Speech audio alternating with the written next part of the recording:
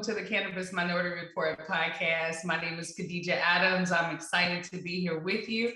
Our show is actually powered by the National Cannabis Industry Association, also known as the NCIA.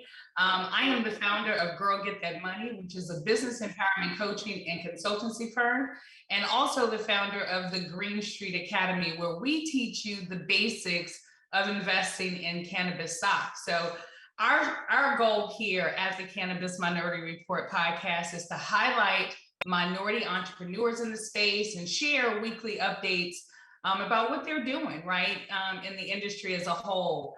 And then also we like to interview minorities, entrepreneurs, minority-owned companies, companies that support social equity, social justice, as well as social equity applicants, and a host of other cannabis industry leaders and pioneers.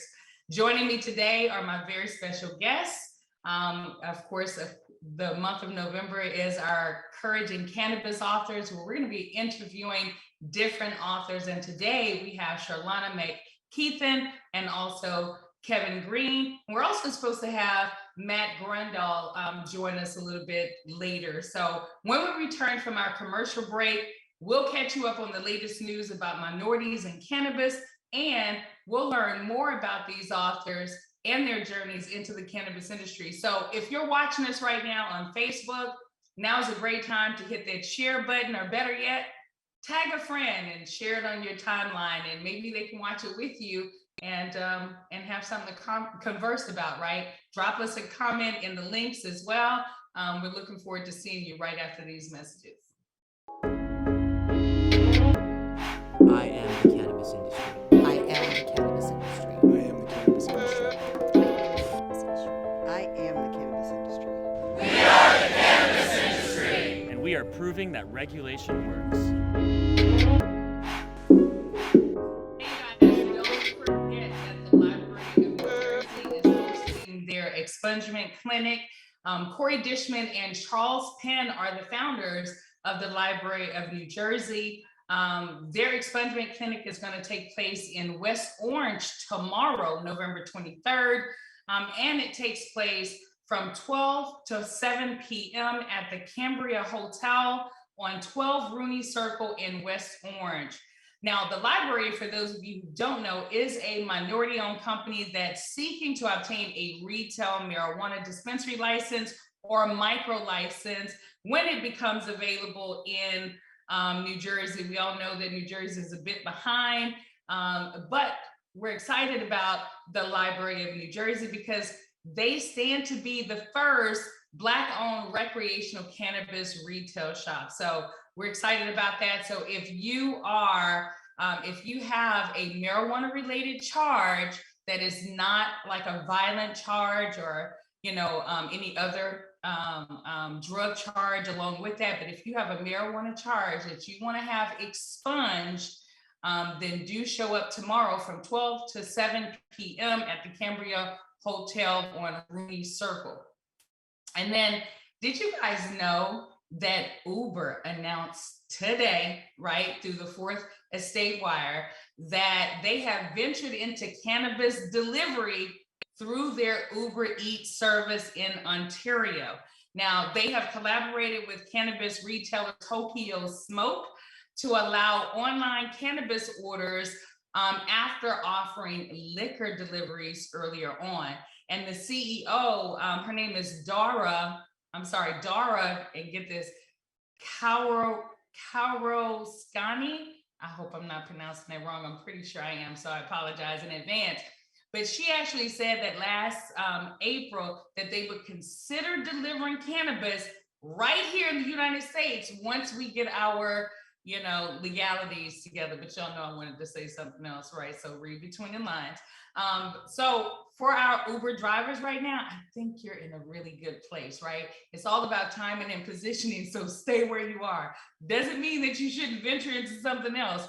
Just don't give up that spot, because when America does decide to legalize legally, you guys, right? Your tips are going to be a lot bigger than what they are right now, I promise. All right, next up in the news, Aurora, you guys. Aurora Cannabis has sponsored Cannabis amnesty to support the next phase of cannabis advocacy. So the Canadian company defining the future of cannabinoids worldwide, today they announced a renewed partnership and sponsorship of Cannabis Amnesty in support of their advocacy work, calling for blanket pardons to all individuals for the offense of simple possession of cannabis. And the sponsorship will also support Cannabis Amnesty's campaign to right these historical wrongs, especially the impact on racialized communities. So for more information about that, I want you guys to go to cannabisamnesty.ca, cannabisamnesty.ca for more information. Now, last week we talked about my 3 top marijuana stock picks and all that good stuff. And y'all do know that I invest also in private placements. So some of the private placements that I've decided to invest in, and you know, I invest in real estate, biotechnology, and technology. So I have invested in Noded, N-O-D-E-D. So you guys look them up, noded.info. And then also investing in a Jamaican bed and breakfast. That's the real estate part of this. I'm excited about that. You guys will hear more about that come March and April. And then I have also deployed capital into Popcom. So if you guys have never heard of that, that's a vending machine that was actually designed and put out by an African-American sister in the cannabis space by the name of Dawn. Y'all look her up as Popcom, P-O-P-C-O-M. So if you're thinking about investing, just know I'm not a financial advisor. I'm not a broker. I don't play one on TV and definitely don't play one on the internet, but I am an accredited investor. I do deploy capital. And right now I'm working with social equity applicants, but wanted to share with you what I am currently investing in, and in hopes that you were looking at getting your portfolio off to a great start. So when we return, you guys, we're going to learn more about these amazing co-authors of a new book compilation that reveals their stories of courage in cannabis. So if you're watching us on Facebook, now is a great time to hit that share button. I think it's down here or over here, wherever it is. Tag some of your friends, put it on your timeline, because we'll be right back after these messages.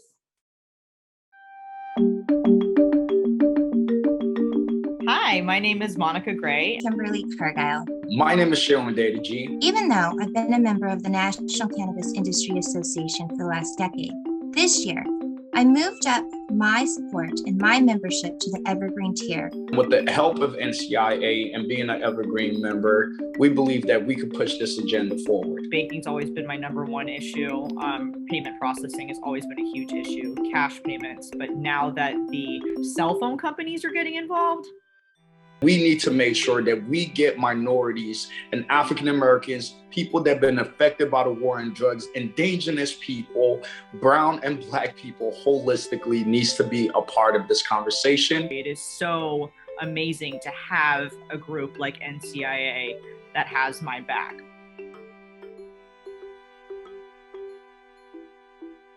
Let's get you in front of these senators that don't know what it's like. And as the best of the best, and we want to make sure we have a voice as cannabis legalization is moving forward. Government relations and advocacy directly affect the bottom line.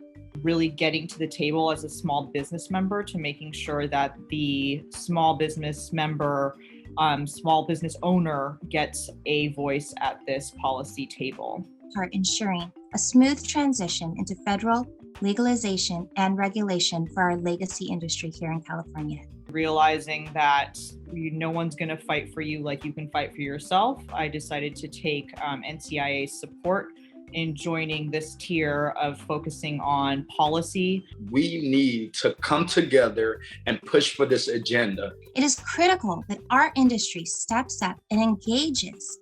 We need to make sure that our voices are heard. We have the support of NCIA by joining the Evergreen tier as our lobbying firm for us, the little people. Cannabis business owners, entrepreneurs that really see the bigger picture to say, let's push this agenda forward. We can't do this without you. It is so difficult to run a business and be a small business owner in this space, in this cannabis space. I encourage you to join me and become an Evergreen member today. We need your help. Join the Evergreen tier and fight.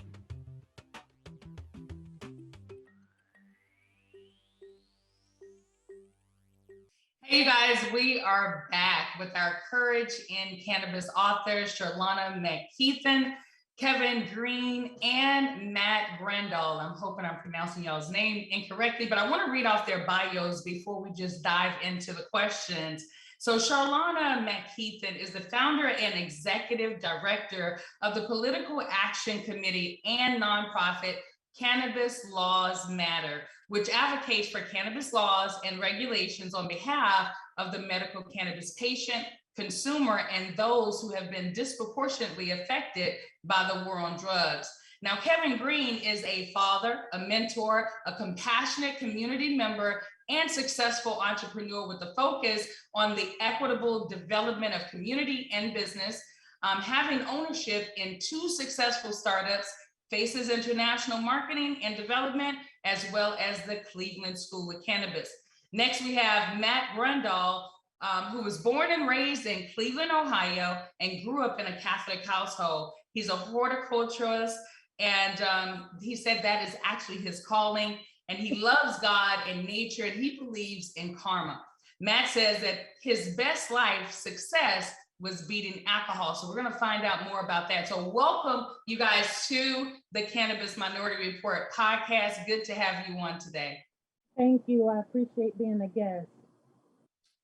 Absolutely. So let's get started with Charlana, and then we're going to pass the mic over to Kevin Greene and then to Matt. So Charlana, tell us about your journey into cannabis, how it has affected your life, and what made you decide to advocate for others. Thank you. I again appreciate being here. And we're having some power issues, but as Khadijah has stated, you know, in the past, you have to pivot and the show must go on. So this isn't the normal camera I use, but you know, I wanted to still be here. So please forgive me. So thank you for that. And my journey with cannabis started with an interest in the plant, seeing what it was doing across the country. But then at some point I started having medical issues and they became very severe. I started with the mental health arena and learned that I can't take antidepressants because they make me suicidal. And then it turned into physical health where I was having uterus problems, and it turned from that to anemia, where I was having blood transfusions, and from that to having an autoimmune disease that fibromyalgia that is treated with antidepressants and opioids. I don't want to touch opioids, but again, I can't take antidepressants. So it left me in a place where I lost my quality of life. I had to have caregivers. I couldn't do much on my own at all. So one of my relatives introduced me to cannabis from a medical perspective because I didn't like it from a, hey, let's go hang out and smoke, because it made me sleepy and I wasn't hanging out, I was sleepy. So from a medical perspective and having, you know, a lot of different options that are geared to what you're going through, it started giving me my quality of life back immediately. You know, I was on 15 pills a day, multiple times a day, and that was the minimum because they wanted me on more, and I just, no, we can't keep doing this. And so I started coming off the pills little by little. My primary care was very supportive in this journey. And that's the biggest thing when you're a medical professional person that you deal with is supportive on your journey. You have to look for that. Don't be scared to walk away from a doctor because they're not supportive of you going a natural way. Mm-hmm. So with me adding cannabis to my regimen, I was able to start doing things like going to conferences, going to different events and things of that nature. But the thing is that I'm in New Jersey, And because the cannabis is very expensive, very, very expensive. And once you start dealing with cannabis from a medicinal standpoint, the street cannabis is, you just like, I'll deal with it if I have to, but it's not really what you want.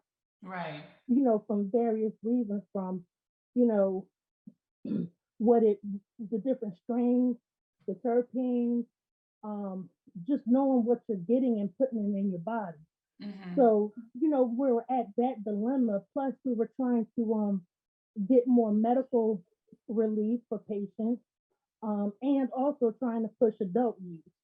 So from going to events, I went into advocacy and started meeting with legislators, started pushing out campaigns, just trying to get this plant to be more available to people who have a situation and story like I do.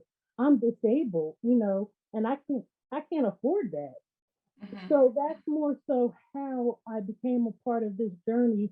And I've been doing advocacy actually since 1993, started in college. Even with my real estate license, I'm a real estate broker. I've helped people, you know, get housing and things of that nature. So advocacy is in me. And Right. so that's just, I took it to a whole nother level because I actually found my passion. Wow. Well, that's amazing because, you know, I'd never heard that before. I do know that one of the side effects of taking an antidepressant is that you could have thoughts of suicide. But saying that you can't take them at all because it gives you that side effect. You know, many other people are the same way. And being able to take cannabis, you said something that resonated with me because, you know, being a person that consumes cannabis for my health too, right? I didn't want the street cannabis versus the medicinal cannabis. And I mean, because you do, don't you? You get to know the difference. It's like, okay, wait a minute, you know? And so nowadays, though, you got to be careful too, because that stuff that's on the street, you just don't know what they're putting in it. I heard that there's all kinds of stuff going on right now. But being able to advocate for someone, I think that it takes a special kind of person, you know, a heartfelt person to be able to do that. And then who better to do it than to have another patient, someone who can actually speak on it. So we appreciate that. And we're looking forward to reading your story about your courage in cannabis as well. So I'm going to come back to you. I want to kind of pivot and go to Kevin right now. Tell us about your journey into the cannabis industry and your vision to where cannabis is going in the next 5 years.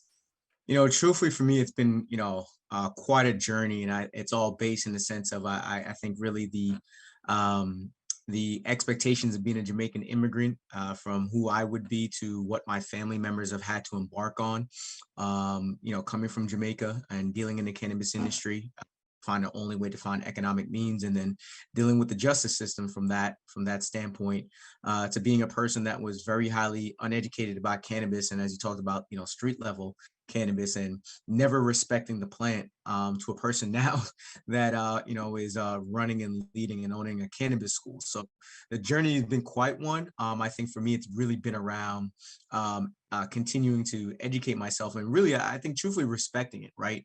I think as an adolescent, and most things, you know, everyone just tells you don't do it, which just makes you want to do it more. You know, so, you know, now that I'm at a point where it's more so, it's like, what do I need, you know, and here in Charlana, you know, talk about, you know, the needs and, you know, things with, prescription drugs and antidepressants and what they can do, and having my own battle, you know, with mental health and going through that process. You know, I felt the same way where I didn't feel like myself, you know, on antidepressants. I felt that I lost my edge and what made me special and the superpower that I brought to the world. And cannabis has really now been, I use it with purpose.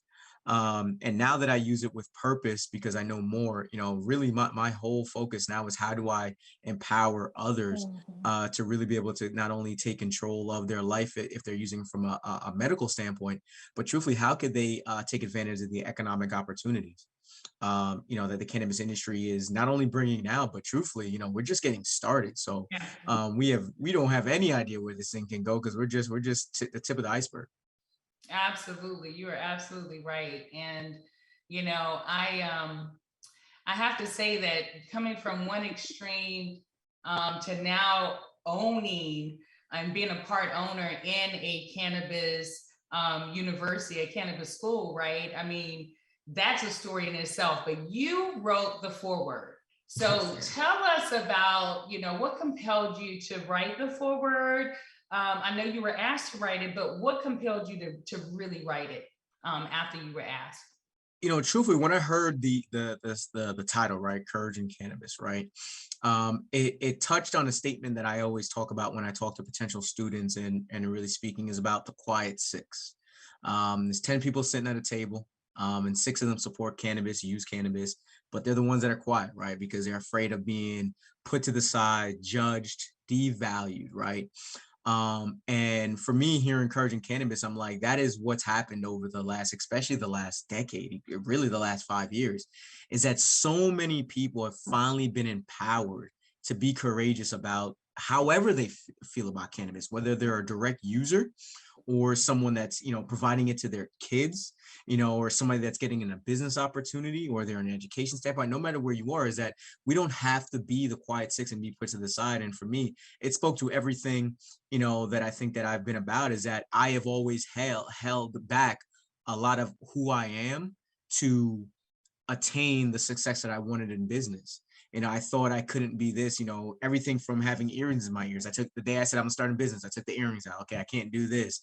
I hit the tattoos. Like, okay, you know, I wore a long sleeve shirt for 6 years, my first 6 years of doing business. People see me at those, like, I never knew you had tattoos. I'm like, I've always had them, but I felt I couldn't be my authentic self. Right. So I know that the topic is cannabis, but I believe that this book and other things are evolving around this industry is giving people courage, is giving people a place where they can stand and be themselves and be respected at that level and not be devalued. So for me, I felt it spoke to me in many, many ways for the struggle that I've gone through personally, to be my authentic self in all spaces, the struggle that I'll continue to go through in being a Black man in spaces, a person that's in the cannabis industry in spaces. So I'm just glad to be a part of it and do anything that I can to continue to highlight and champion the voices of the individuals that we're going to need. And truthfully, without those voices of courageous people prior to me having any part of the industry, I wouldn't be here and I wouldn't have these opportunities. So I owe them that. And I'm just looking forward to continue to build that opportunity for others. I love that. That's amazing, because it is all about, you know, each one teach one, right? And bringing people up along with you and not excluding people, especially in the Black community. And we see that outside of the industry and sometimes even inside of the industry, unfortunately. And I love what you said about being able to, you know, ones who came before you being able to make space for other people, because we all have our courage in cannabis and we all have our stories, and being able to tell those stories can really empower other people. And that's what it's really, really all about. So I think we've lost Matt, but we're going to go ahead and continue on. What can people expect, Charlana? What can they expect to walk away with after reading your story? I think it reflects the title, Courage. I thought that my life was pretty much over and I was angry. But something deep down inside of me doesn't allow me to give up. And so once I came across cannabis and I saw, hold up, I can do this again. You know, not 100%, but I'm not stuck in the bed. And so it shows that, you know, the journey's not perfect. It's painful going to meet legislators, walking through State House, going to events where I was literally sick. It's not perfect, but you can still do it. And so I just wanted to bring out the light in people to say, you don't have to give up. You know, if I can do it, you can definitely do it. We just have to learn how to support each other and work with each other. And if you can't handle this because of your sickness, then let me do this part and you do this part. Nothing is perfect, but we got to have each other's back, especially the minorities in this space. You know, we can't fight each other. We have to work with each other. Because if we do that, then we can get much further together than separated. Absolutely. And I love that. I love that you kind of close with that, because that is the truth, right? It's really about us being together and having one another's back, right? Because it isn't perfect. We're all imperfect human beings living in this world together, especially in this cannabis industry, man. And Yes. it's a big industry, but it's a small community.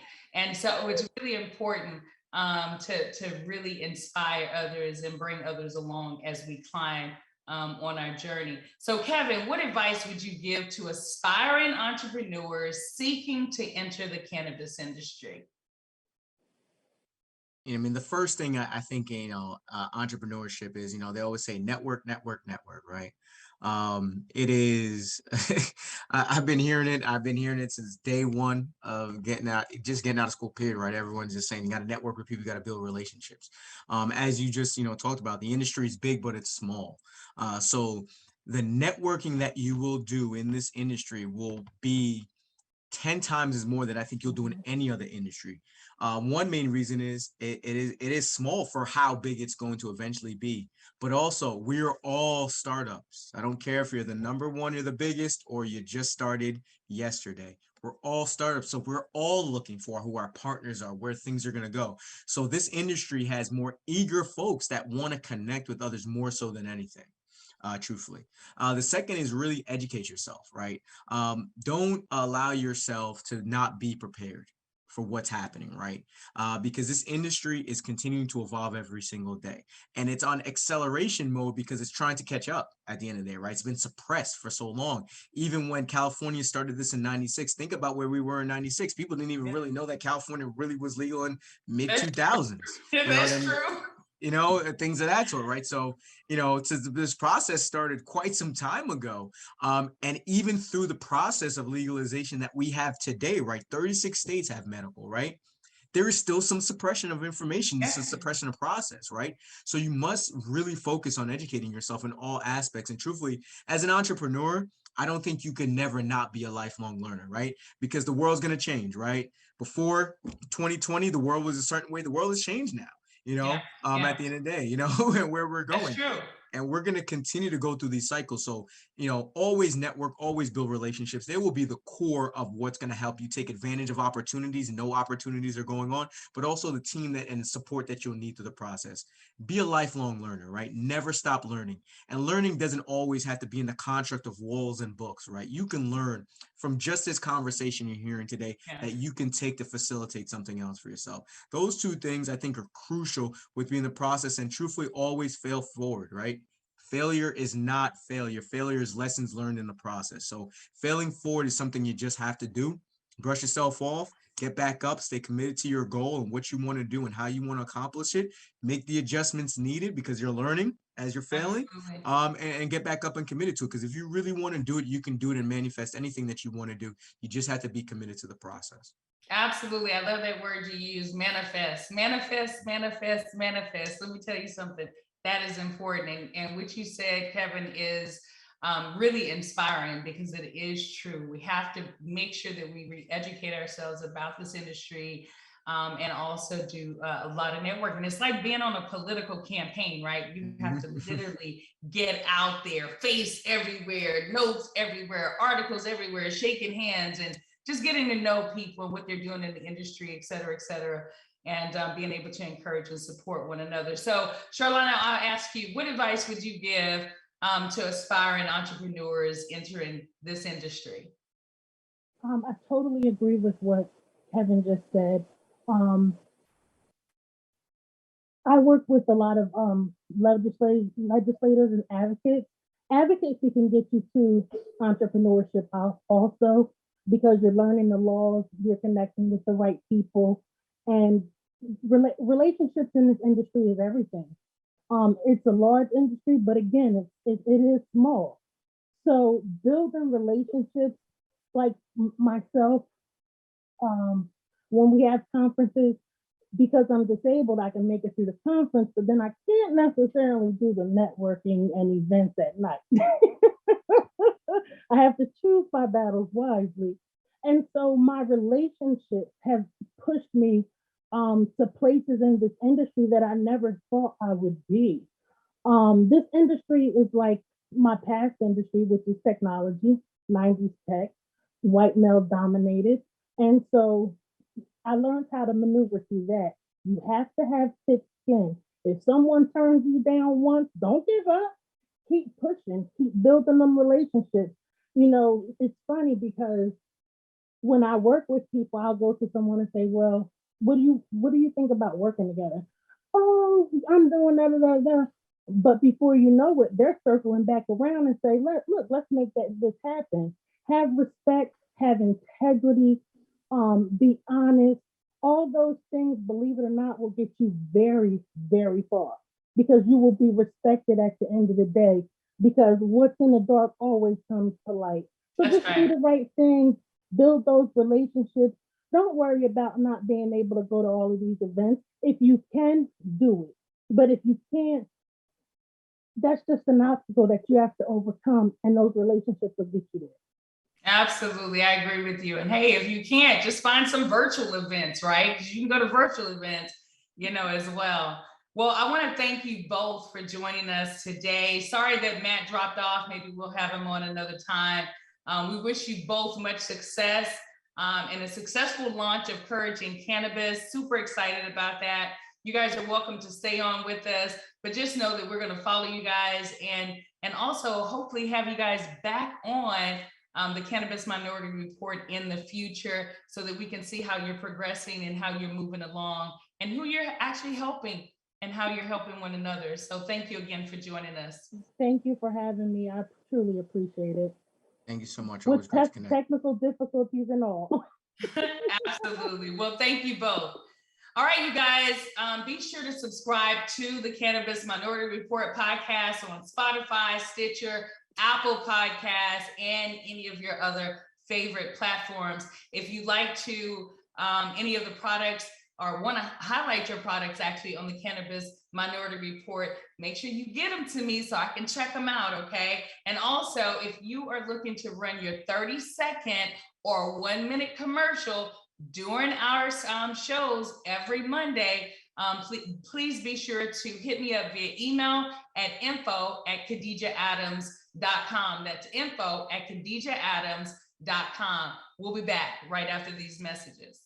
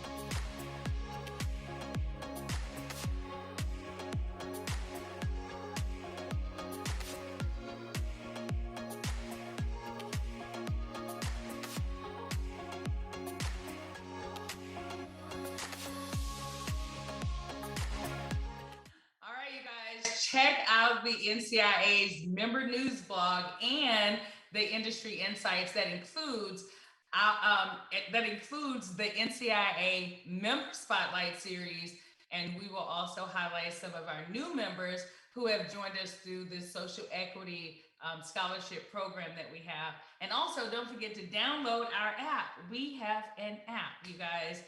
So go to your Google Play and put in NCIA, and the mobile app will appear. You can get highlighted information, the latest news, and of course you get to see my very own producer, Mr. Vince Chandler, and his updates for the NCIA as well.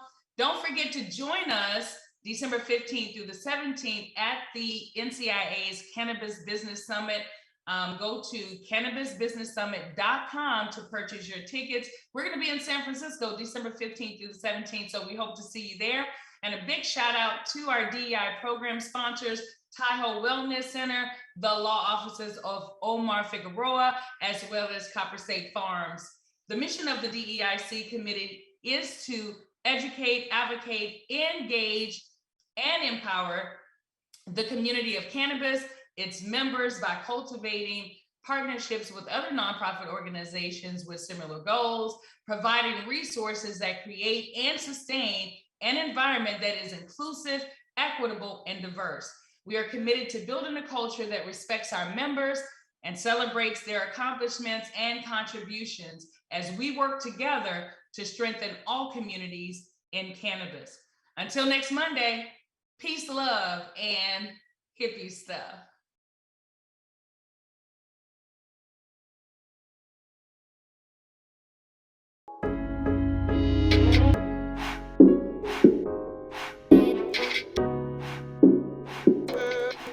NCIA's Cannabis Minority Report is a product of the National Cannabis Industry Association and NCIA's Diversity, Equity, and Inclusion Committee. We are hosted every week by Khadijah Adams. Our executive producers are Aaron Smith and Vince Chandler. We are directed by Vince Chandler and produced by Bethany Moore. Please, please, please find out everything you can about the growing and equitable cannabis industry at thecannabisindustry.org.